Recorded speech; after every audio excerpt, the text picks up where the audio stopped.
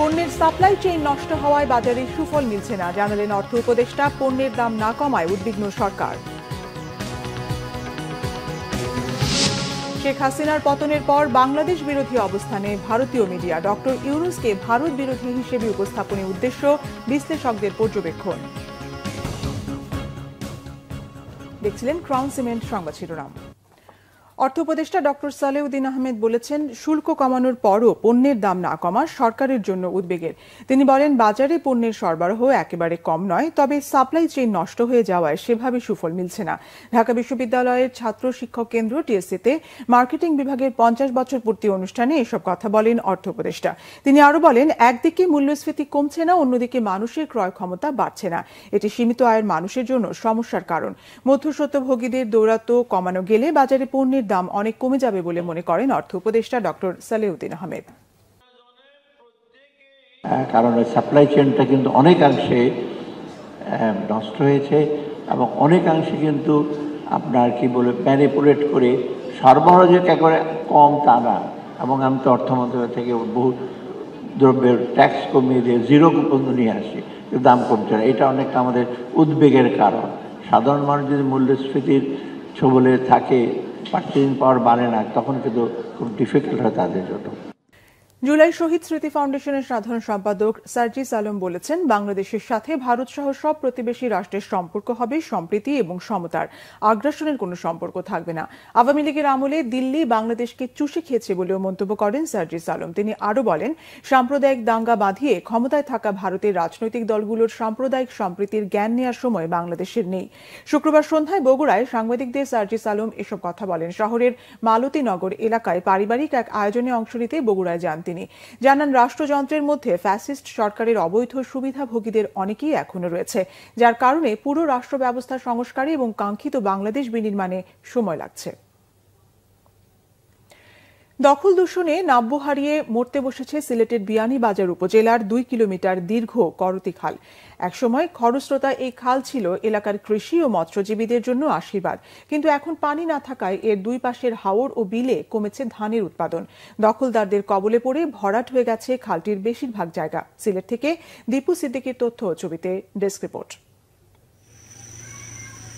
কুশিয়ারা নদী থেকে আসা পলিতে ভরাট হয়ে গেছে সিলেটের বিয়ানীবাজার উপজেলার করতি খালের বেশিরভাগ অংশ। কোথাও কোথাও পানির রেখা দেখা গেলেও বেশিরভাগ জায়গায় এখন পানি শূন্য। দখল দূষণ ও অযত্নে মরেছে খালটি। খালে পানি না থাকায় বিপর্যস্ত কৃষি ও নৌ পরিবহন ব্যবস্থা। খালটি পুনর্খনন করে পানি প্রবাহ নিশ্চিত করার দাবি জানিয়েছেন স্থানীয়রা। খাল বন্ধ হয়, মাছ টাছ মারা যান না, গরু আমরা বেশি অসহায় মানুষ। আগে আমরা নাও দিয়ে চলছি, আগে সবসময় নাওয়ে সড়কও যাওয়া হইতো, এখন থইলে খালটা একবারে বন্ধ হয়ে গেছে। বন্ধ হওয়ার কারণে উত্তর অঞ্চলের মানুষ পানিবন্দী হয়ে যায়। আমরা দয়া করি খনন করলে বেশ ভালো হইব, আর মানুষের সুবিধাও ভালো হইব, চলার লাগিও ভালো হইব, আমরা সব দিকে ভালো হইব। সচেতনরা বলছেন, করতি খাল খনন করা গেলে বন্যার পানি নিষ্কাশন এবং পরিবেশ রক্ষায় ভূমিকা রাখবে। খাল এটা এখন প্রায় বিলুপ্তির পথে। বিভিন্ন সময় পানি উন্নয়ন বোর্ড থেকে অনেক কাজ হয়েছে, অপরিকল্পিত কাজের জন্য এটা কিন্তু সেই নব্যতা আর পায় নাই। এই জন্য আমরা এখনও আমাদের এলাকাবাসীর দাবি, খালটা যেন আগের এই জৌলুসটা ফিরে পায়। বর্ষাকালও হেরে চলে যায়, যার কারণে এই খালগুলো খনন করা খুবই দরকার। কারণ খাল খনন করলে এলাকার কৃষি জমি থেকে শুরু করে মৎস্য সবই আহরণ সম্ভব এবং এলাকার উন্নয়ন, আর্থিক উন্নয়ন সম্ভব হবে। খালটির প্রাণ ফেরাতে উদ্যোগ নিয়েছে পানি উন্নয়ন বোর্ড। ওয়ার্ল্ড ব্যাংকের আন্ডারে climate smart agriculture and water management প্রজেক্টের আওতায় টেন্ডার কল করা হয়েছে এবং টেন্ডারটি প্রক্রিয়াধীন রয়েছে এবং খুব শীঘ্রই আশা করা যায়, অর্থাৎ আগামী 15 থেকে 20 দিনের মধ্যেই রেগুলেটর মেরামত এবং খাল খননের কাজ শুরু হবে।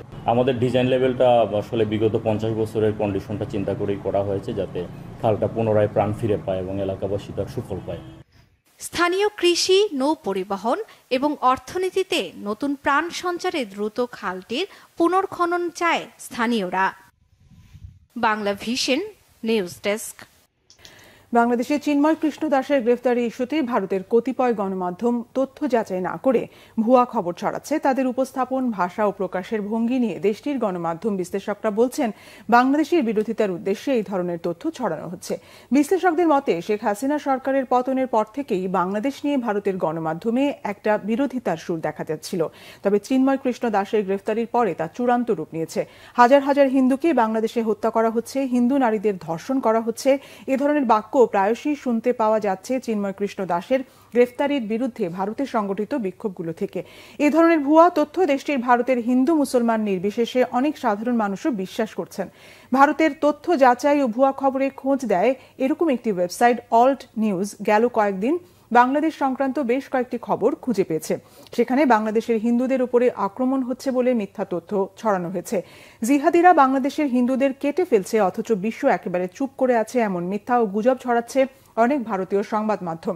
বিশ্লেষকরা বলছেন তথ্য যাচাই না করে এসব তথ্য ছড়ানো হচ্ছে। মূলত ডক্টর মোহাম্মদ ইউনূসের অন্তর্বর্তীকালীন সরকারকে ভারতের বর্তমান শাসক দলের বিরোধী হিসেবে উপস্থাপন করতে একটি মহল এই কাজ করছে। এই ছিল এখনকার মতো। পরের সংবাদ দুপুর 2টায়। এর আগে একটা নিউজ টপ 10 দেখার আমন্ত্রণ রইল। এছাড়া বাংলাদেশের সংবাদ ও সংবাদ সংশ্লিষ্ট অনুষ্ঠান দেখতে ভিজিট করুন www.bbnews24.com ও facebook.com/banglavishannews এবং সাবস্ক্রাইব করুন youtube.com/banglavishannews। ধন্যবাদ।